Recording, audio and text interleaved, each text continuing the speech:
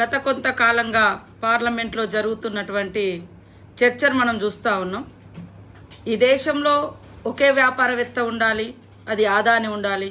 ఈ దేశంలో మొత్తం ప్రధానమంత్రి ఉండాలి, అది మోడీ ఉండాలి. ఈ దేశంలో ఒకే పార్టీ ఉండాలి, అది బీజేపీ ఉండాలనే టార్గెట్గా బీజేపీ మరి వ్యవహరిస్తున్న తీరు మనకు అద్దం పడుతుంది. మా పార్టీ తరఫున ఎల్ఓపి లీడరు రాహుల్ గాంధీ గారు ప్రతినిత్యం ప్రజల కోసం, అట్టడుగు వర్గాల సంక్షేమం కోసం, ఈ దేశ భవిష్యత్తు, ఈ దేశ హక్కులు, ఈ దేశ అస్తిత్వం, దేశ ప్రతి ఒక్క పౌరుని యొక్క మరి డెమోక్రసీ ఇవన్నీ కూడా రాజ్యాంగంలో ఉన్నాయి. ఇది కాపాడుకోవాలి అని అంబేద్కర్ గారిని పదే పదే గుర్తు చేస్తూ, అంబేద్కర్ రచించిన రాజ్యాంగం దాన్ని పార్లమెంట్లో ప్రవేశపెట్టి ఆనాడు నెహ్రూ గారు చట్టబద్ధత కల్పించి ఈ భారతదేశాన్ని ప్రపంచంలోనే అత్యున్నతమైనటువంటి డెమోక్రటిక్ స్టేట్గా, అదేవిధంగా బ్యూటీ ఆఫ్ గ్రేట్ కాన్స్టిట్యూషన్ ఉన్నటువంటి దేశంగా ఇవాళ ఉనికిలోకి తీసుకొస్తే సహించలేక మనుధర్మ శాస్త్రాన్ని పాటించే బీజేపీ పార్టీ ఇవాళ మనుధర్మ శాస్త్రం అంటే మరి అట్టడుగు వర్గాలకు చదువు దూరం చేయబడ్డది, అంటరానితనం తీసుకురాబడ్డది, మహిళలను అణచివేసినటువంటి సంస్కృతి, వర్ణ కుల మరి అదే విధంగా జాతి విభేదాలతో పరిపాలించేది మనుధర్మ శాస్త్రం. సమానత్వం, ఆడ మగ సమానులే, బీద బిక్కి అందరు సమానులే, అసమానతకు గురవుతున్నటువంటి అట్టడుగు వర్గాలకు, కులాలకు మరి అత్యధిక ప్రాధాన్యతనిచ్చి ఈ సమాజంలో అంతరాలు లేనటువంటి మరి ప్రోగ్రెస్ని తీసుకురావడం కోసం భారత రాజ్యాంగాన్ని రచించినటువంటి మహనీయుణ్ణి తలుస్తే ఇవాళ అమిత్ షా గారి యొక్క అహంకారము మరి పడగ విప్పి బుసగొట్టింది. దాని ఫలితమే మీరు అంబేద్కర్ అంటే మరి ఏం సాధించలేరు, కానీ దేవుని పేరు తెలిస్తే మీరు స్వర్గానికి పోతారంటారు. అది కూడా మీరు చెప్పే దేవుణ్ణే తలవాలి, మాకంటూ వేరే దేవుళ్ళు లేవు. ఈరోజు ఈ 75 సంవత్సరాల కాలంలో మాకంటూ ఉన్నటువంటి దేవుళ్ళు మా జీవితాలలో విద్యాపరంగా, ఉద్యోగపరంగా మరి రాజకీయ ఆర్థిక అసమానతలు తొలగించి సమాన అవకాశాలు కల్పించడం కోసం హక్కులు కల్పించినటువంటి దేవుడు, మహనీయుడు, మరి రచించినటువంటి రాజ్యాంగ నిర్మాత అంబేద్కర్ గారైతే దాన్ని ఎల్లకాలం ఉండే విధంగా పార్లమెంట్లో ప్రవేశపెట్టినటువంటి మహనీయుడు నెహ్రూ గారు.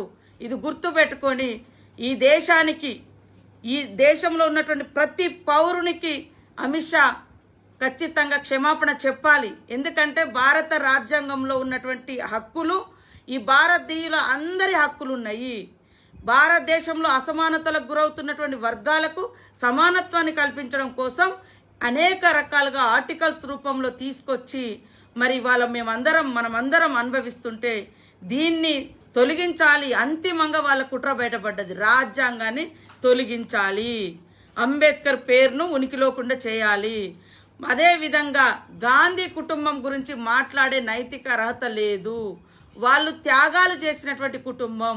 ఈ దేశ స్వతంత్రం కోసం ఇవాళ పోరాడినటువంటి మహనీయుడు మహాత్మా గాంధీని చంపినటువంటి పార్టీ బీజేపీ. ఆర్ఎస్ఎస్ నాయకుడు గాడ్సే.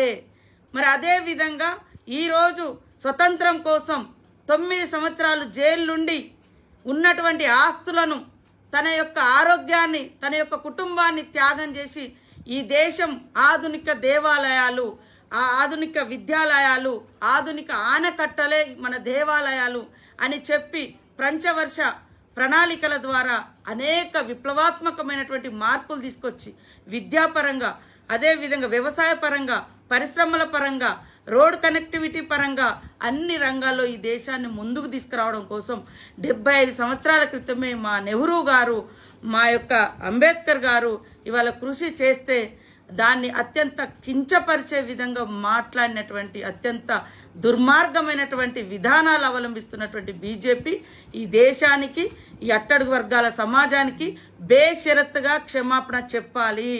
ఇవాళ గాంధీ కుటుంబాన్ని పదే పదే కుటుంబ పార్టీ అని చెప్తున్నావు. 15 సంవత్సరాలుగా మరి గతంలో ముఖ్యమంత్రి మోడీనే, ఇప్పుడు మరి 3 సార్లు ప్రధానమంత్రి మోడీనే. మీ పార్టీలు ఇంకెవరు లేరా? ఇవాళ 35 సంవత్సరాల క్రితం రాజీవ్ గాంధీ గారు చనిపోతే ఆనాటి నుంచి కాంగ్రెస్ 3 సార్లు అధికారంలోకి వచ్చింది. అయినా కూడా ప్రధానమంత్రి పదవులు తీసుకోకుండా సామాన్యుల కోసం, సకల జనుల కోసం కన్యాకుమారి నుంచి కాశ్మీర్ వరకు పాదయాత్ర చేసి దేశంలో సమైక్యత, సమభావం, శాంతి, ప్రేమను నింపడం కోసం మా నాయకుడు రాహుల్ గాంధీ గారు కృషి చేస్తుంటే మీరు మనసు నిండా, మైండ్ నిండా మొత్తం విద్వేషాలు పెట్టుకొని మీ రాజకీయ ప్రయోజనాల కోసం కులాలను, మతాలను రెచ్చగొట్టి ఇవాళ మీరు అధికారంలోకి వస్తున్నారు. మీ సీట్ల సంఖ్య పెంచుకుంటున్నారు తప్ప ఏ కులానికి, ఏ వర్గానికి, ఏ మతాలకు మీరు ఏం చేసింది లేదు. కేవలం రాజకీయ ప్రయోజనాల కోసమే రిలీజియస్ కొట్లాటలు మీరు తీసుకొచ్చిరనే విషయం సమాజం అందరికీ అర్థమవుతుంది.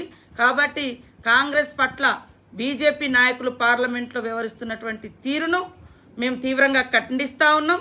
అత్యంత జుగుప్సాకరమైనటువంటి మనుధర్మ శాస్త్రాన్ని ముందుకు తీసుకొచ్చి ఒక ప్రజాస్వామిక రాజ్యాంగాన్ని, ప్రజాస్వామిక హక్కులను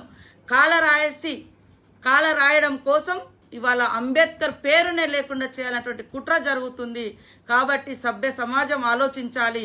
బీజేపీ కేవలం మతం తీసుకొచ్చేది ఏ మతం ప్రయోజనాలను కాపాడడం కాదు, కొట్లాటల ద్వారా ప్రజలలో అనైక్యత సృష్టించడం ద్వారా తాము ఐక్యంగా ఉండి వాళ్ళ పార్టీ, వాళ్ళ నేతలు, వాళ్ళ పారిశ్రామికవేత్తలు ఐక్యంగా ఉండి ఒకే ఎన్నికంట, ఒకే పార్టీ అంట, ఒకే ప్రధానమంత్రి, ఒకే మతము, ఒకే దేవుడు, ఈ సిద్ధాంతాన్ని తీసుకొచ్చే కుట్ర జరుగుతుంది. దీన్ని ప్రతి ఒక్కరు కూడా ఖండించాలని కూడా ఈ సందర్భంగా కోరుతూ ప్రజాస్వామిక హక్కులు, ప్రతి ఒక్క హక్కులు కాపాడబడాలంటే ఈ భారత రాజ్యాంగం కాపాడుకోవాలి. మనుధర్మ శాస్త్రం రావాలంటే మన చెవులలో మళ్ళీ సీసం పోసే రోజులు వస్తాయి. ఏకలవ్యుడు విలువిద్యలలో అగ్రభాగాన ఉండి నేర్పిన గురువును మించిపోతే బొటనవేలు ఎట్లయితే ఆనాడు మనుధర్మ శాస్త్ర సిద్ధాంతంలో ఇయ్యబడిందో ఈ రోజు మళ్ళీ ఆ రోజులే ఈ బీజేపీ ప్రభుత్వం తేవడానికి మార్గం వేసుకోవడానికే ఈరోజు అంబేద్కర్ పేరును తీయొద్దు అనేటువంటి హుకుం జారీ చేయడం అత్యంత నీచమైందిగా నేను తెలియజేస్తూ ఖండిస్తా ఉన్నా.